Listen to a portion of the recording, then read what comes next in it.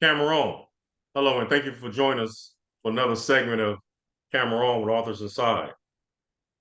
Today, we have a guest that's going to share his personal journey as it relates to incarceration, and we're going to hear his message to average youth and young adults. But before we get started, I'd like for you to hit the like button and subscribe so you can receive notifications for more content like this. Hello, how you doing today? I'm doing okay. I'm doing great. Can you introduce yourself to our viewers? My name is Leonard Brown. How you doing, Leonard Brown? How you been? I am. I'm doing fine. I'm doing great. Okay. Been, Well, it's been a journey. yeah, and that's what we're here to talk about your journey. Can you tell our viewers how long you was incarcerated? I was incarcerated 32 years, 6 months, 14 days. 2 years, 6 months, and 14 days. That's a long time, bro. Yeah. How long have you been out? So I paroled April the 25th, 2022. I've been out just over a year. I've been out like 14 months now. Congratulations, man.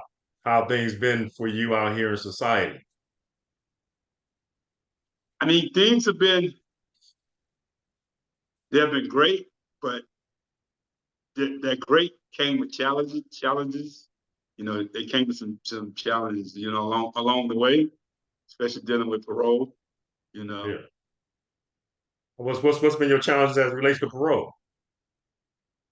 Well, I mean, one being, gainfully employed with two jobs, you know, bought a car, you know, made friends down in San Luis Obispo, Santa Barbara County, and then just to be uprooted, uprooted just parole just arbitrarily, just for no rhyme or reason, just uprooted me, sent me to, they said they would send me back to my county of commitment. And which, I had no support there, no employment, no housing, no nothing. Yeah. So only way I was fortunate that I had bought the car, so I was able to sleep in the car. But still, I was a transit. I still was a transit, and I was sent me to Salinas. When I got to Salinas, I was in Salinas 10 minutes. They told me to go to East Palo Alto. Went to East Palo Alto, stayed in East Palo Alto for like 3 weeks. Car got rear-ended.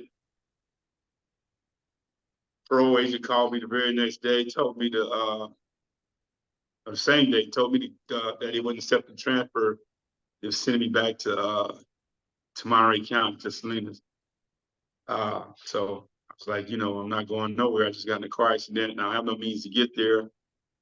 So I ended up going to Stanford Medical Facility, got treated, and then from there, uh, around that time, the shorts adjuster contacted me, gave me like $1,500, put me in a rental car, and I drove back to Salinas. And then from Salinas, thanks for the Mitch, he held a job for me, so I commuted from Monterey down Yeah. to Arroyo Grande, back and forth every day, Yeah. 143 miles down, 143 miles back for Yeah. a few It's, weeks.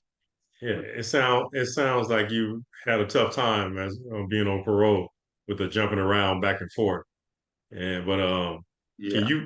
you share with our viewers your personal journey as it relates to incarceration? Well, yeah, incarceration is, first of all, prison is in itself, the prison setting, it's a harsh and cruel environment. It's not a natural environment. And, going to prison at a young age, I had to learn how to navigate the prison system, starting off in, level 4 is maximum security. So I had to learn to navigate really quickly to to ensure that I was going to have a chance of paroling in one piece. And so, yeah, I mean, there's a lot of nuances in prisons. There's a lot, a lot of players, a lot of characters, and it's just learning. It's a matter of learning to navigate. My journey starting off with, I got in a lot of trouble because I was still stuck in that old, I was still stuck in that old frame of mind. I was still in a very dark space, in my thinking and spiritually. It wasn't until I started to work on myself, I started to read, educate myself, started taking groups. It was only then was I able to start investing in myself, believing in myself, and loving myself, finding, reconnecting with my humanity. What motivated that change? When you started to turn things around, what made it? What motivated that? Well, in prison, a fear that all prisoners share is that no one wants to die in prison, right? Uh, but my thing was, it wasn't so much that I didn't want to die in prison, it was that I just refused to die in the psychological state, in the spiritual state that had brought about my incarceration. It's like, I don't care where I die, but I'm not going to die in this state, though. So that sparked a change in me When you to say state, you mean is the state of mind you was in? You mean? yeah, Yeah. state of mind, the spiritual state I was in, and the state of mind that I was in. I just refused. I was like, if I die,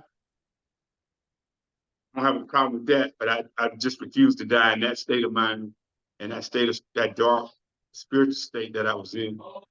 So that motivated me to go in to do the work and start to connect the dots and work through a lot of the issues, the childhood traumas that I've been dragging around with me.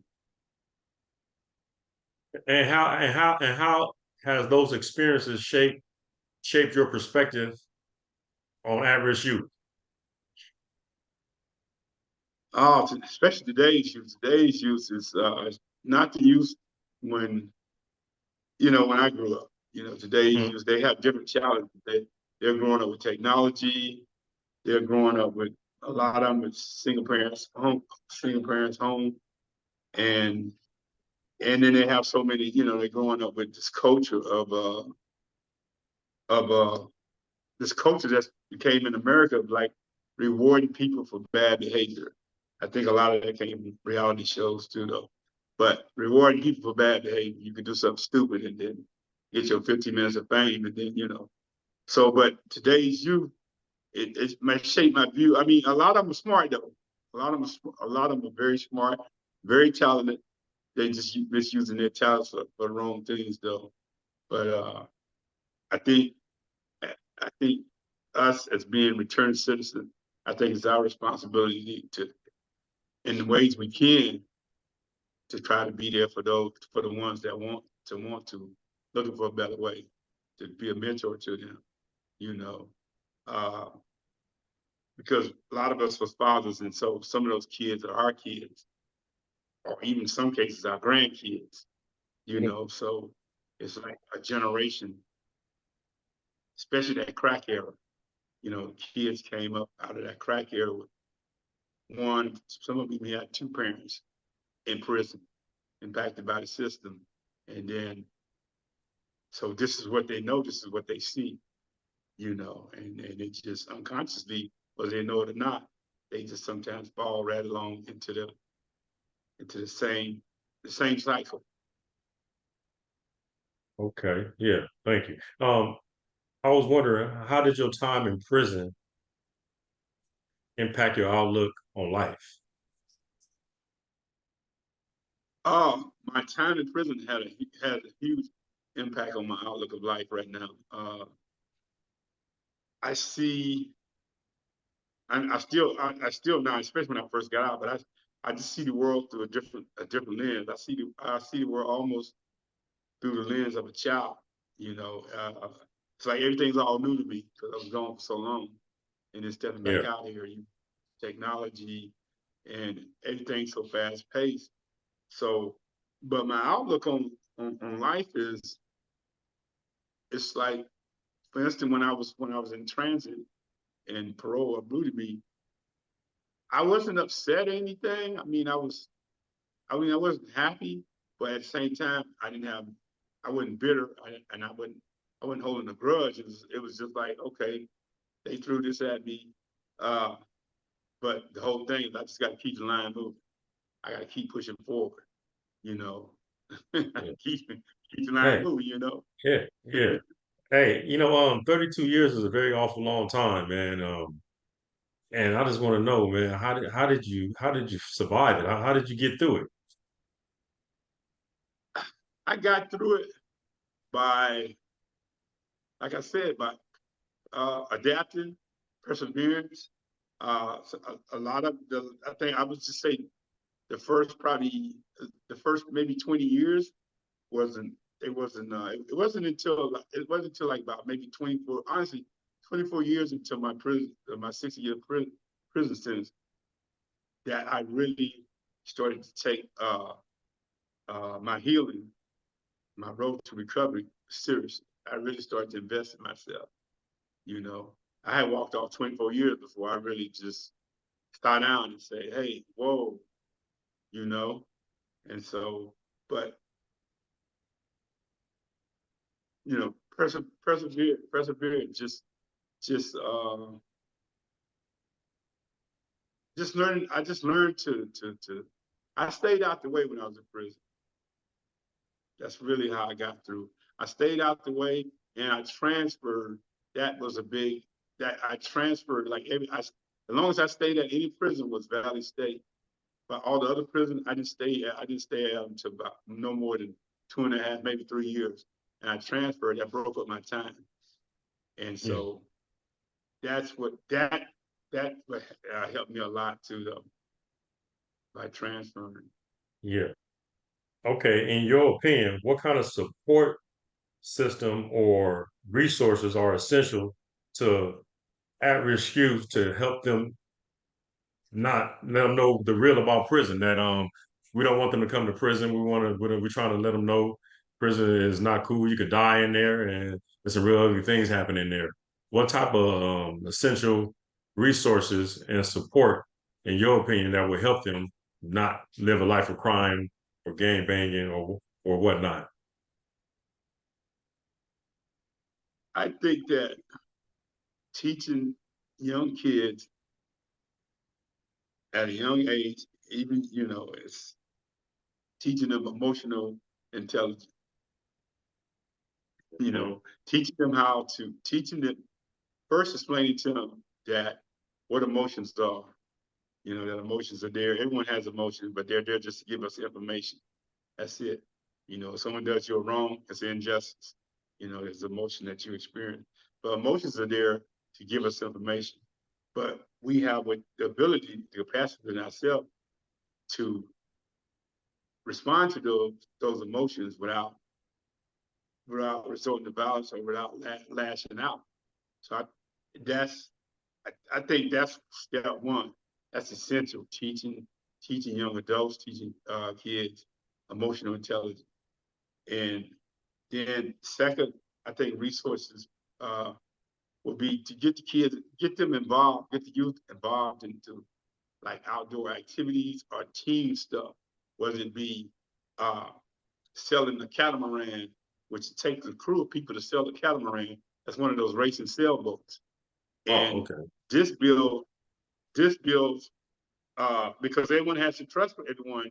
You selling this boat, so everyone, whether you really care for one another in that moment, you have to really, you know, whatever your role is on that boat, you got to be on your game.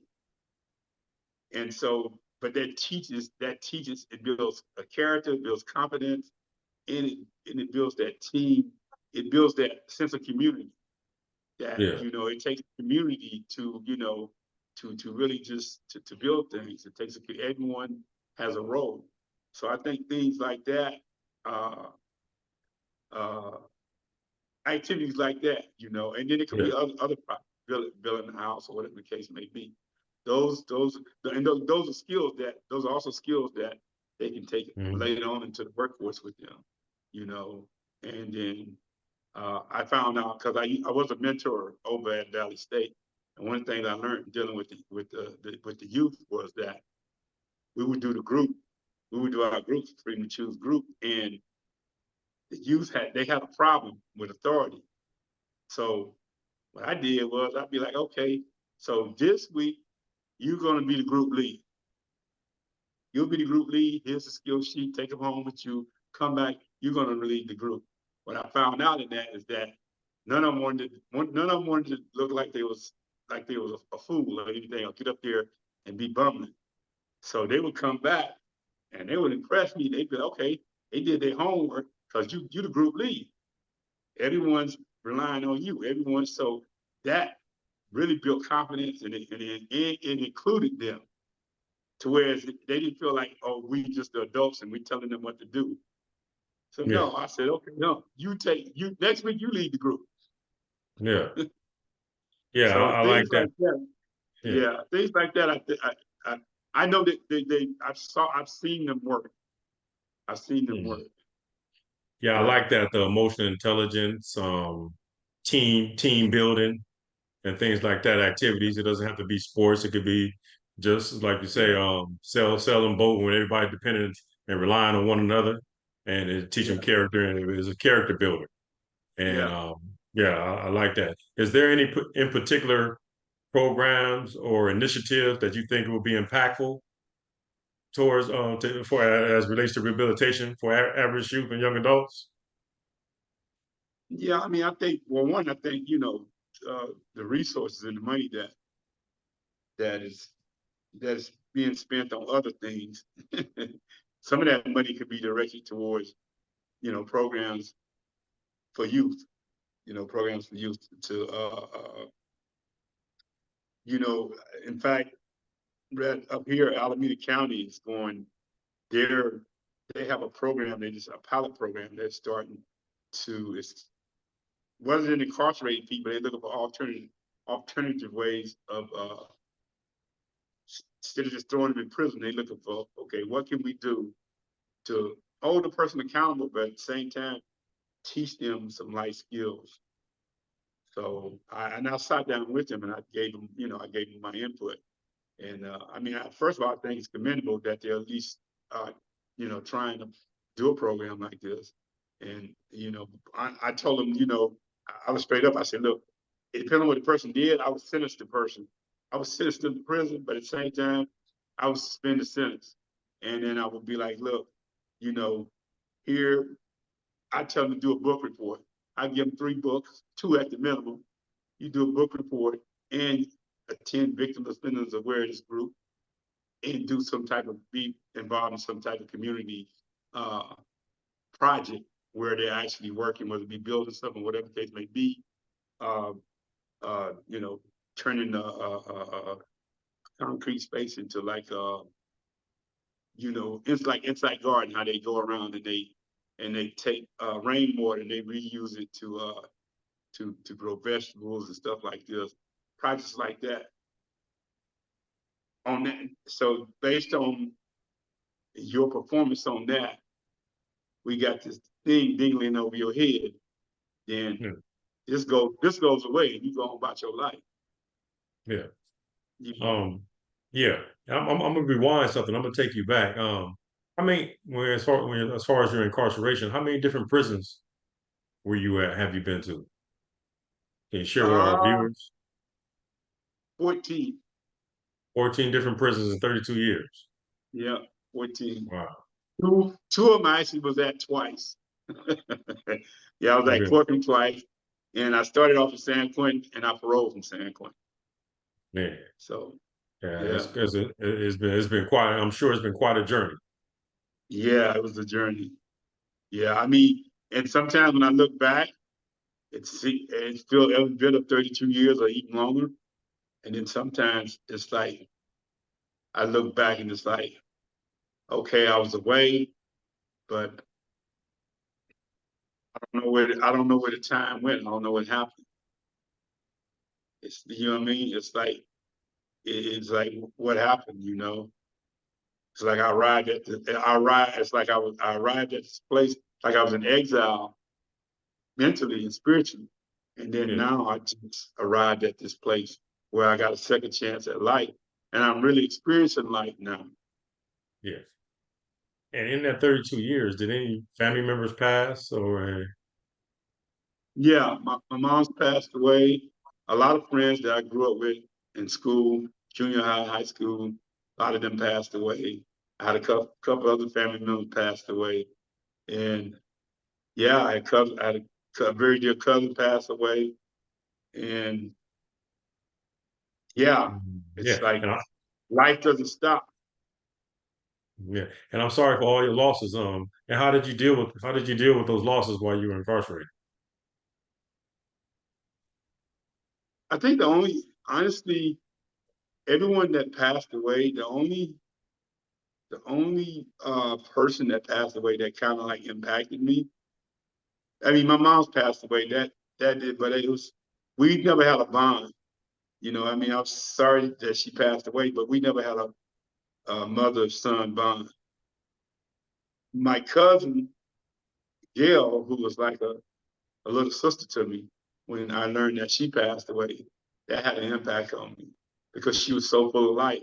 She was always like this bright little girl that was always, and she had a kind heart. So she passed away young too.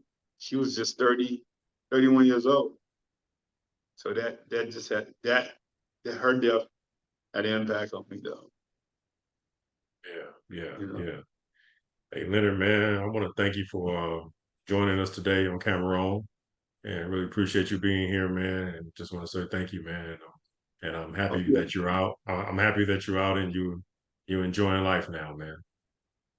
Yeah, man, and I'm grateful that for your podcast that you're bringing awareness and shining a light on you know uh, matters subjects that needs attention and need more resources directed towards the youth and stuff like that because everybody always say that, oh, hey, the youth is our future, the youth is, but but okay, but that's about as far as they go though.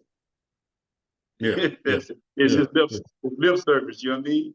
You Yes, sir. know, Yes, sir. Yes, everybody sir. say they want to build a house, but nobody want to push the wheelbarrow though. Yeah, yeah, yeah. Definitely, definitely. Yeah, man. Yeah, You're welcome, man. And like I say, man, glad you living, man, and enjoy life, man. you too, man. All right. Take care of yourself. All right, and thank you. You're welcome. All Camera right, off. peace out.